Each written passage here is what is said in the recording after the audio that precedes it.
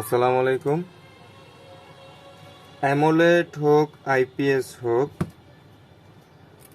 ডিসপ্লেগুলো যদি পুরোপুরি ফ্রেশ থাকে, দেখতেছেন যে ডিসপ্লেতে কোনো গ্রাফিক্স আসে না, কিন্তু আলো অনেক সময় আসে না। সেক্ষেত্রে প্রথমত যদি সম্ভব হয়, ডিসপ্লেটা যদি টোটালি ফ্রেশ থাকে, একদম ফ্রেশ থাকে, কোনো দিক দিয়ে কোনো ক্র্যাশ নাই, ড্যামেজ নাই, ওই অবস্থায় যদি কাস্টমার নিয়ে আসে, প্রথমত একটা জিনিস লক্ষ্য করবেন, ডিসপ্লেটা খোলার পর এই যে এখানে কিছু কম্পোনেন্ট আছে, ক্যাপাসিটর আছে, ডায়োড আছে। তো এগুলাকে আমরা আগে চেকিং করব। এই যে দেখেন, এখানে এখানে একটা কম্পোনেন্ট একদম কার্বন ধইরা অবস্থা খারাপ হয়ে রয়েছে। এই যে এগুলোতে কার্বন ধরে রয়েছে।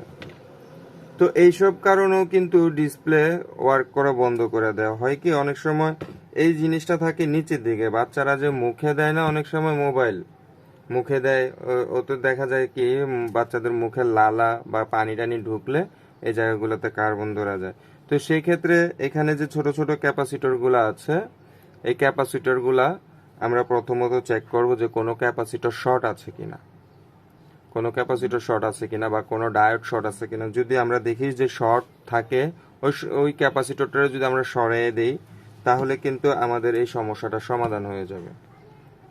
তো যাদের এই ভিডিওটা দেখে বিন্দুমাত্র উপকার হয়, তারা অবশ্যই একটা লাইক করে দেবেন, আর ইউটিউব থেকে দেখে থাকলে একটু সাবস্ক্রাইব করে দিবেন, যেন আমার যে কোনো ভিডিও ছাড়ার সাথে সাথে আপনাদের কাছে চলে আসে।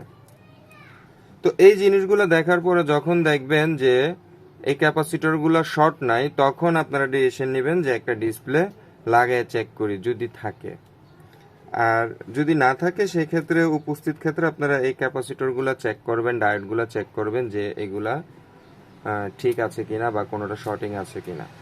যদি শর্ট থাকে, আপনি যদি এটাকে সরাই দেন, সরাই দেওয়ার পরে যদি দেখেন যে শর্ট চলে গেছে, তাহলে ইনশাল্লাহ ডিসপ্লেটা ওয়ার্ক করবে। তো সবাই ভালো থাকবেন, সুস্থ থাকবেন। আল্লাহ হাফেজ।